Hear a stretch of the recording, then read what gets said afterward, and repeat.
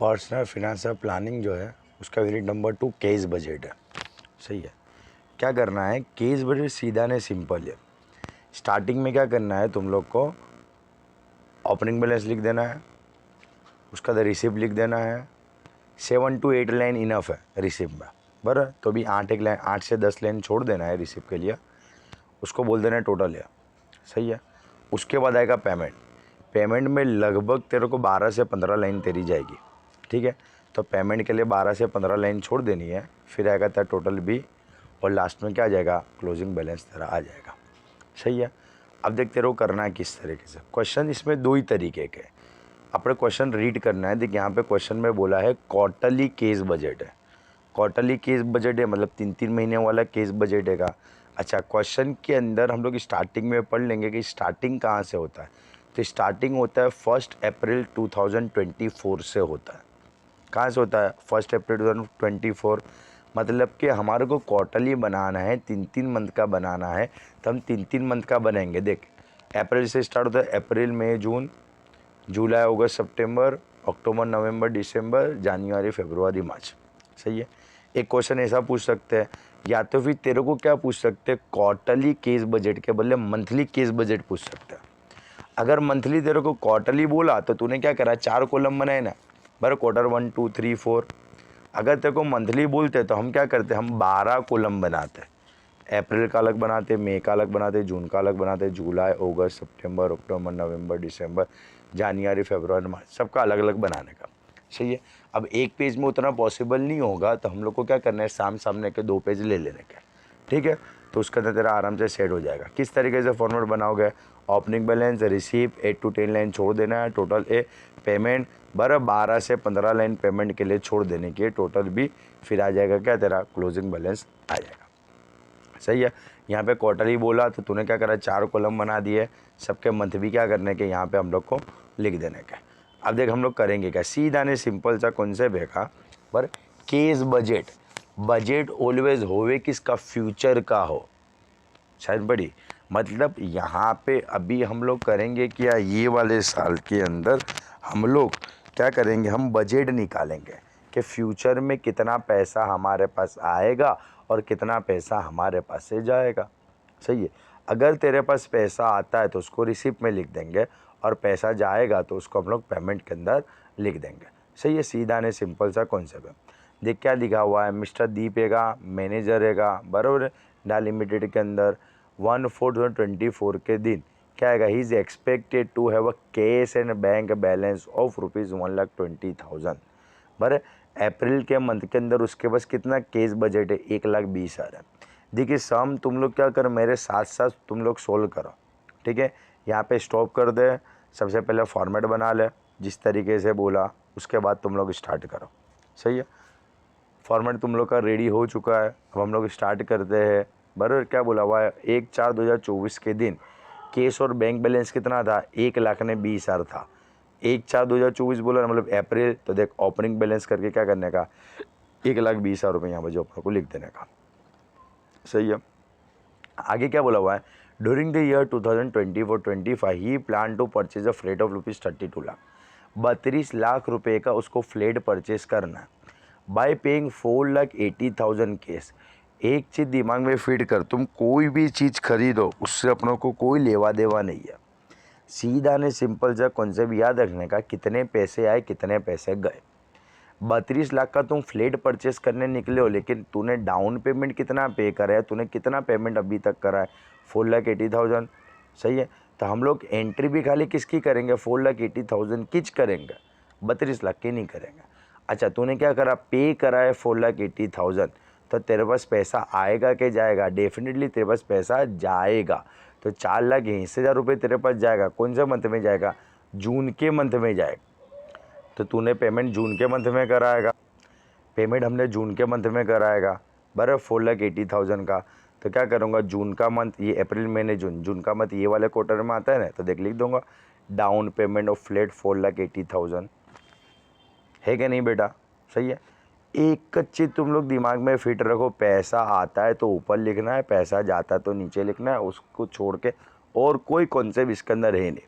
भाई तुमने करोड़ों की चीज़ खरीदी हो, उससे कोई लेवा देवा नहीं। तेरे गजबे में से कितना पैसा गया है, उसके खाली अपने सीधी सिंपल सी बात करने के। सही है। उसके बाद देख क्या बोला हुआ है आगे। आगे दिया है and balance amount by availing housing loan. Housing loan लिएगी तो उससे हमारे कोई लेवा देवा नहीं। For which monthly instalment 30,000 payable from the month of November. नवंबर से क्या करना है, 30,000 रुपये का हफ्ता देना है, इंस्टॉलमेंट पे करना है। अभी इंस्टॉलमेंट पे करोगे तो पैसा आएगा कि जाएगा, डेफिनेटली जाएगा। जाएगा तो पेमेंट के अंदर लिख देने का इंस्टॉलमेंट ऑफ लोन। अच्छा कब से इंस्टॉलमेंट देना है, नवंबर से। तो यार नवंबर और दिसंबर 2 मंथ का इंस्टॉलमेंट दूंगा, 1 मंथ का 30,000, 2 मंथ का 60,000, बराबर है। साथ में एंट्री करते जाओ बेटा, बराबर है। और अभी नवंबर से स्टार्ट करूँगा तो जनवरी फरवरी मार्च में भी देना पड़ेगा, तो 30,000 ईच मंथ, तो 3 मंथ का कितना होगा, 90,000 होगा। पर्टिकुलर में लिख देने का instalment of a home loan. आगे देखो और क्या दिया है क्वेश्चन के अंदर। ही सैलरी कितना है, 88,000 पर मंथ है। एक महीने का कितना है, 88,000 रुपीज़ पर मंथ है का। The first half of the year, मतलब स्टार्टिंग के पहले जो 6 महीने हैं वहाँ पे उसकी सैलरी 88,000 रहती अक्टूबर तक, और उसके बाद 8,000 का इंक्रीमेंट हो जाता है। मतलब सैलरी कितनी हो जाती है, 96,000 हो जाती है। 88 तो था ना, इंक्रीमेंट 8,000 का हुआ, कितना हुआ, 96,000 हुआ। देख कभी भी सैलरी तेरे को दी हो तब ने क्या करने का, नीचे जो एडिशनल इन्फॉर्मेशन है वहाँ पे चेक कर लेने का, क्या कुछ टीडीएस से कनेक्टेड कुछ दिया है। तो देख यहाँ पे दिया है 5th नंबर पे कि एनपीएस कंट्रीब्यूशन ने इनकम टैक्स का टीडीएस हम लोग क्या करते हैं, 8,000 और 4,000 रुपये पे करते हैं। Will be deducted from the monthly salary, जो ऑलरेडी सैलरी में से कट होके ही आता है। सही है, बराबर। मतलब 12,000 रुपये हर मंथ तेरी सैलरी में से कट होके आता है। तेरी सैलरी है कितनी, 88,000 है, उसमें से 12,000 रुपये कट कर होके आएगा, तो तेरे हाथ में आएगा कितना, 76,000 रुपीज़ आएगा। सही है, बराबर है। तो स्टार्टिंग के पहले 6 मंथ तेरी सैलरी 88,000 थी, उसके बाद वाले 6 मंथ तेरी सैलरी 96,000 थी, बराबर। 88,000 पर मंथ, 96,000 पर मंथ थी, पर 12,000 रुपये उसके अंदर से कट हो जाता था। तो 88,000 का हो जाएगा 76,000, और 96,000 में से 12,000 चला जाएगा तो वो हो जाएगा तेरा 84,000। सही है। तो पहले जो 6 महीने हैं वहाँ पे तेरी सैलरी कितनी रहेगी, 76,000 पर मंथ। तो 3 महीने का कितना आएगा, 2,28,000। उसी तरीके से ये 3 महीने का भी कितना आएगा, 2,28,000 आएगा। क्यों, क्योंकि पहले स्टार्टिंग के 6 महीने तेरी सैलरी 88,000 थी, उसमें से 12,000 रुपये क्या होगा, टीडीएस और कंट्रीब्यूशन जो भी है वो कट होगा। सही है। अच्छा उसके बाद तेरी सैलरी कितनी हो जाती है, 96,000। 8,000 का इंक्रीमेंट होता है ना, तो 96,000 माइनस 12,000, तो मंथली सैलरी तेरी बचे, तेरे हाथ में कितने रुपए आएंगे, 84,000 पर मंथ। 84,000 तो 3 मंथ का कितना आएगा, 2,52,000। 3 मंथ का कितना आएगा, 2,52,000। ये हमारी इनकम है। तो उसके लिए उसको क्या कहाँ पे लिखा, रिसीप्ट के अंदर लिखा कि पैसा आएगा। सही है, बराबर है। इसके बाद एक फर्स्ट नंबर की इन्फॉर्मेशन में क्या बोला हुआ है, इंटरेस्ट की इनकम जो है वो मई के अंदर 80,000 मिलेगी और फरवरी के अंदर 40,000 मिलेगी। इनकम से तो पैसा आएगा ना, आएगा मतलब रिसिप्ट, तो रिसिप्ट में लिख दिया इंटरेस्ट इनकम। मई के अंदर 80,000 आएगा तो मई के महीने में 80,000 लिख दिया। और क्या बोला था, सेकंड फेब दिया था, क्या दिया था, हाँ फेब के अंदर 40,000 आएगा, तो फेब तेरा कहाँ पे आएगा, फेब ये दिया तेरा, बराबर। फेब के अंदर 40,000 लिख देंगे हम लोग। सही है, बराबर है, ईजी है और कुछ है नहीं। उसके बाद देख तेरे को क्या दिया है, एनएसी मैच्योर हुआ है। कोई भी चीज़ मैच्योर हुए ना, मतलब उसका पैसा तेरे को मिलेगा। कितने रुपए, 2 लाख रुपए मिलेंगे। कब, जून के मंथ में। तो पैसे मिलेंगे मतलब रिसिप्ट, एनएसी मैच्योर जून के महीने में 2 लाख रुपए मिलेंगे। सही है। उसके बाद देख क्या दिया है तेरे को, हाउस होल्ड एक्सपेंसिस कितना आएगा, 25,000 पर मंथ है, 25,000 पर मंथ है। तो हाउस होल्ड एक्सपेंसिस से तो पैसा तेरे पास से जाएगा ना। तो हाउस होल्ड एक्सपेंसिस 1 महीने का 25,000 है, तो 3-3 महीने का कॉलम है, तो 75, 75, 75 यानी 75,000 रुपीज़ हम लोग लिख देंगे। उसके बाद देख क्या बोला हुआ है, वही जो भी है एडिशनल इन्फॉर्मेशन नंबर 3, वहाँ पे क्या बोला, एजुकेशन का एक्सपेंसिस कितना है, लाख रुपये का। सही है। उसको तेरे को कब कब पे करना है, तो जून, अक्टूबर और फेब के अंदर 4:4:2 के रेशियो में डिस्ट्रीब्यूट करना है।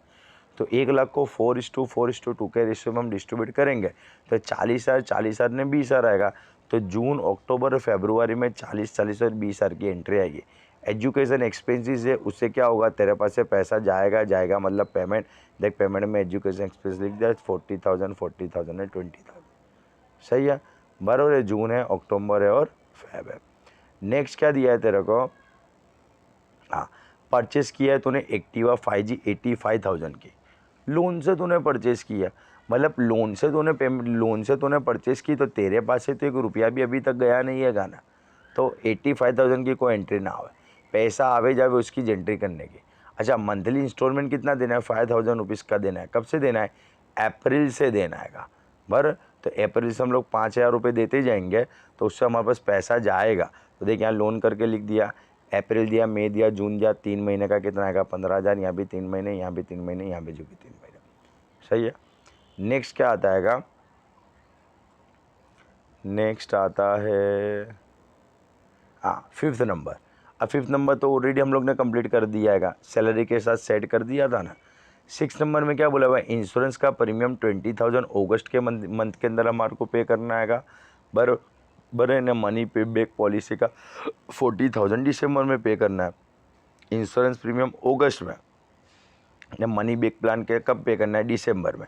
तो ये दोनों दो क्या है, पेमेंट है। तो देख दोनों दो पेमेंट लिख दिया है, बराबर है। इंश्योरेंस प्रीमियम है ने मनी बैक पॉलिसी प्लान है। सही है। और जो जो मंथ में बोला था वो मंथ के अंदर हमारे क्या करना है, उसको लिख देना है। उसके बाद देख तेरे को क्या दिया है, नेक्स्ट तेरे को दिया है इन्वेस्टमेंट का PPF में 40,000 मार्च के मंथ के अंदर करना है। तो इन्वेस्टमेंट इन PPF, बराबर है। इन्वेस्टमेंट PPF कब करना है, मार्च के मंथ में। तो मार्च के मंथ में कर देने का। अपने सीक्वेंस में जो जो चीज़ आती जाए वो हम लोग को क्या करने का, लिखते जाने का। उसके बाद तेरे को क्या बोला हुआ है कि 8 नंबर में बोला है कि भाई वो क्या करना चाहता है, स्मार्ट टीवी परचेस करना चाहता है। और स्मार्ट टीवी जो है वो आएगा कितने रुपए में, 40,000 रुपीज़ में आएगा एक्सचेंज ऑफर के अंदर, जहाँ पे ओल्ड टेलीविज़न की वैल्यू कितनी है, 10,000 रुपीज़ है। सही है। अभी यहाँ पे क्वेश्चन में मिस्टेक है, इसको 50,000 रुपीज़ कर देना। सही है। टेलीविज़न की कीमत कितनी है, 50,000 रुपये है। और हम क्या कहते हैं, ओल्ड टेलीविज़न को देते तो 10,000 रुपये हमारे कट हो जाते हैं। तो तेरे को देने के कितने आएंगे, सीधी सिंपल सी बात है, 50 का टीवी था, जूने टीवी के 10,000 कट हो जाएंगे, तो हमारे को देने का कितना आएगा, 40,000 आएगा। कौन से मंथ में आएगा, अगस्त के मंथ में।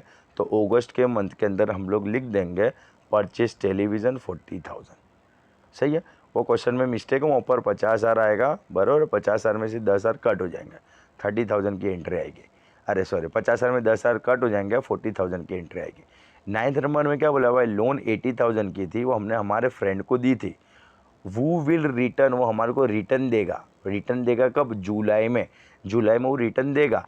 तो लोन के पैसे तो हमारे पास आएंगे ना, पैसे आएंगे तो रिसिप्ट के अंदर हमारे को लिख देना का, देख लोन रीपेमेंट बाय फ्रेंड, अगस्त में देगा ना वो, देख अगस्त के मंथ के अंदर लिख दिया है 80,000। सही है, बराबर है। इसके बाद देख क्या दिया है, LIC का टर्म प्लान है, 1 करोड़ रुपए की पॉलिसी है। पॉलिसी कितने की भी, अभी पैसे आए कितने, गए कितने, उसकी बात अपने करने की। बराबर। प्रीमियम कितना पे करने का, 30,000 पे करने का मार्च के महीने में। तो पे करोगे तो पैसा जाएगा ना, बराबर है। तो इंश्योरेंस प्रीमियम करके 30,000 रुपीज़ यहाँ पर जो लिख देने का, बराबर है। उसके बाद देख क्या दिया है,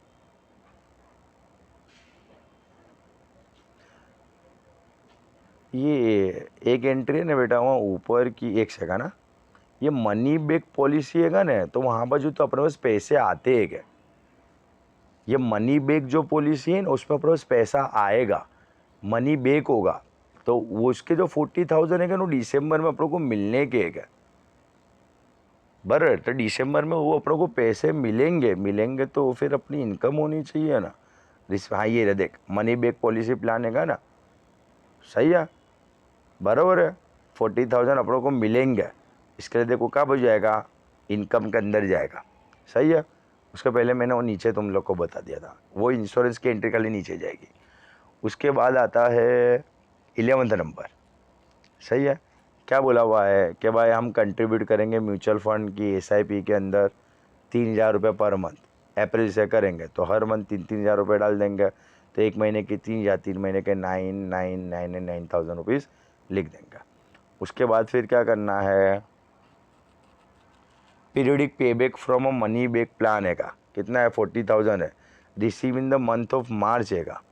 मनी बैक प्लान तो वहाँ ऊपर भी था ना, कहाँ गया, मनी बैक पॉलिसी के 40,000 है ना, हाँ वो मनी बैक प्लान है का। तो प्लान की एंट्री मतलब इसके पहले बरोबर ही करा था, 40,000 की एंट्री नीचे जाएगी। मनी बैक पॉलिसी प्लान, देखिए मनी बैक प्लान की 40,000 की एंट्री यहाँ बाजू जाएगी, यहाँ बाजू नीचे एंट्री नहीं करी है ने। अभी जो है ना ये पीरियोडिक पे बैक है उसकी 40,000 की एंट्री की हुई है। ये जो है ना पीरियोडिक पे back from a money back plan 40,000 in the month of March, receive हुआ मतलब पैसा आया हुआ है, तो इसकी एंट्री यहाँ पर जाएगी, मतलब इसके पहले बरोबर एंट्री करे थे 40,000, वो ऊपर वाले 40,000 की एंट्री नीचे जाएगी। इसके बाद देख क्या दिया है, बस क्वेश्चन फिनिश हो गया है और कुछ क्वेश्चन के अंदर है नहीं। देखा हम लोग करेंगे क्या, तो ये ओपनिंग बैलेंस है बराबर है, उसके अंदर क्या करूँगा, ये रिसिप्ट का प्लस कर दूंगा तो मेरे को मिल जाएगा टोटल है, सही है। उसी तरीके से पेमेंट जो है पेमेंट का टोटल कर दूंगा तो क्या मिल जाएगा, टोटल बी। टोटल ए में से क्या करना है, टोटल बी को माइनस करना है, तो क्लोजिंग बैलेंस कितना आएगा, 9,000 आएगा। ये 9,000 को हम क्या करेंगे, ऊपर हम लोग लिख देंगे, ये सबका प्लस कर देंगे तो कितना आएगा, 3,17,000 आएगा, सही है। नीचे का पेमेंट का टोटल कर दूंगा तो 159,000 आएगा। ऊपर की वैल्यू में से ये वैल्यू को माइनस कर दूंगा तो ये क्लोजिंग मिल जाएगा 1,58,000। ये जो क्लोजिंग मिलेगा वो क्या करेंगे हम लोग, यहाँ पर जो ऊपर लिख देंगे, ये सब का प्लस कर देंगे बराबर है। पेमेंट का हम लोग क्या कर देंगे, प्लस कर देंगे, और जो भी टोटल ए और बी का डिफरेंस निकालूंगा तो कितना मिल जाएगा, 1,71,000 मिल जाएगा। उसको यहाँ पर जो ऊपर लगा दूंगा, प्लस करूँगा, ठीक है। सेम टू सेम करना है और कुछ है नहीं। ये जो क्वेश्चन था बेसिक वाला क्वेश्चन था, इससे जो हार्ड वाला क्वेश्चन है वो दूसरे वाली वीडियो के अंदर है बराबर है। ये तो क्या बेस तुम्हारे को पता चले उसके लिए। बाकी जो मेन क्वेश्चन है वो तुम्हारा कौन सा है, मंथली केस बजट है, साथ में as per the availability of the case वाला जो है ना क्वेश्चन, वो सबसे ज़्यादा इंपॉर्टेंट है। पर पहले बेसिक कर लो, उसके बाद दूसरी वीडियो देख लेना।